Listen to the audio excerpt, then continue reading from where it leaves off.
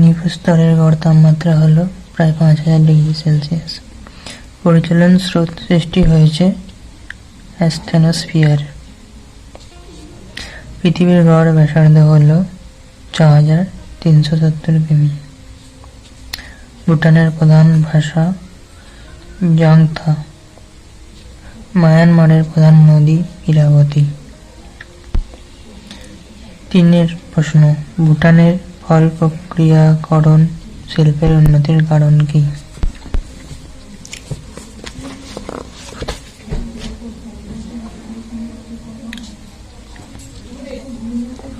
ভুটানের ফল প্রক্রিয়াকরণ শিল্পের উন্নতির কারণগুলি হল: 1. অনুকূল জলবায়ু। উচ্চ পার্বত্য অঞ্চলে অবস্থানের জন্য ভুটানে উষ্ণ নাতিশীতোষ্ণ জলবায়ু পরিলক্ষিত হয়, যা বিভিন্ন ফল উৎপাদনের জন্য অনুকূল এবং শীতল আবহাওয়ার জন্য সহজেই পছন্দ ধরে না, যা ফল সংরক্ষণের পক্ষে বিশেষ উপযোগী। ফল উৎপাদন। অনুকূল জলবায়ুর কারণে ভুটানে প্রচুর পরিমাণে ফল যেমন আপেল, কমলালেবু, আনারস প্রভৃতি উৎপাদন হয়। ভুটানের পারো উপত্যকায় দেশের সর্বাধিক ফল উৎপাদিত হয়। কৃষিকাজের অভাব।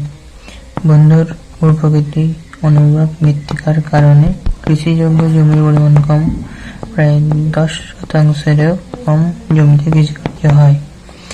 তাই এই শিল্পে অর্থাৎ ফল প্রক্রিয়াকরণ শিল্পে মানুষের ঝোঁক বৃদ্ধি পাচ্ছে। 4 দাগের প্রশ্নের উত্তর। ক্যালডেরা ও জ্বালামুখের মধ্যে পার্থক্য।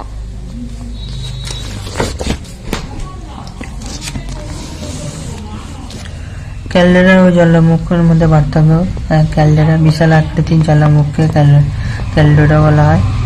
আর জ্বালামুখ কাকে বলে? আগ্নেয়গিরির চূড়ায় যে মুখ বা গহ্বর থাকে, যার মধ্যে দিয়ে লাভা, গ্যাস, ছাই ইত্যাদি বেরিয়ে আসে, তাকে জ্বালামুখ বলে।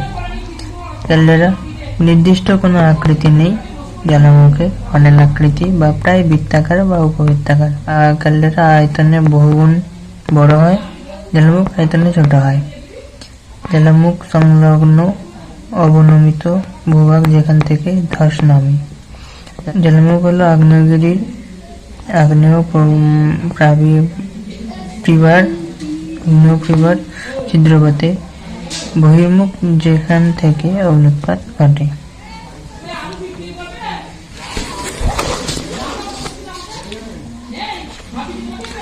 পাললিক শিলা বলতে কি বোঝো, এর শ্রেণীবিভাগ আলোচনা কর।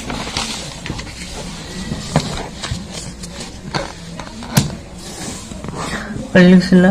আগ্নেয় শিলা বহুদিন ধরে বিভিন্ন প্রাকৃতিক ক্ষয়কারী শক্তি যেমন নদী, হিমবাহ, বায়ু, সমুদ্র তরঙ্গ প্রভৃতির প্রবাহে উৎসস্থান থেকে ধীরে ধীরে ক্ষয়প্রাপ্ত ও পরিবাহিত হয়ে কোনো সমুদ্র হ্রদ বা নদীর তলদেশে জমা হতে থাকে। এইভাবে লক্ষ লক্ষ বছর ধরে সঞ্চিত পলি ও পরের শিলাস্তর ও জলরাশি প্রবল চাপে এবং ভূগর্ভের চাপে জমাট বেঁধে শিলায় পরিণত হলে তাকে পাললিক শিলা বলে। উদাহরণ যেমন বেলে পাথর, চুনা পাথর, কাদা পাথর ইত্যাদি। শ্রেণীবিভাগ। উৎপত্তি অনুসারে পাললিক শিলা 2 প্রকার। সংঘাত শিলা কি? প্রাচীন শিলা চূর্ণ বিচূর্ণ ও ক্ষয়প্রাপ্ত হয়ে বহুদিন ধরে জমাট বেঁধে যে শিলার সৃষ্টি করে তা হল সংঘাত শিলা, যেমন কংগ্লোমারেট বা ব্রেক্সিয়া। অসংঘাত শিলা রাসায়নিক উপায়ে অথবা জৈবিক উপায়ে সৃষ্ট শিলা হলো অসংঘাত শিলা, যেমন চুনাপাথর ও লবণ শিলা। যান্ত্রিক উপায়ে গঠিত পাললিক শিলা 3 প্রকার: কাদা পাথর, বেলে পাথর ও চুনাপাথর। চুনাপাথর জৈব পদার্থ দ্বারা গঠিত অসংঘাত পাললিক শিলা হলো চুনাপাথর। চুনাপাথর সাদা, ধূসর, সবুজ, কালচে রঙের হতে পারে। চুনাপাথরের কাঠিন্য কম, এটি নরম প্রকৃতির ও সহজে ক্ষয়প্রাপ্ত হয়। বেলে পাথর। বেলে পাথর এক ধরনের পাললিক শিলা। বালুকণার জমাট বেঁধে এই শিলা সৃষ্টি হয়। বেলে পাথর হলুদ, কমলা, লাল, সাদা, গোলাপি, ধূসর রঙের হয়। বেলে পাথর সাধারণত নরম, তবে সিলিকা দ্বারা গঠিত বেলে পাথর কঠিন হয়, এর ক্ষয় প্রতিরোধ ক্ষমতা বেশি।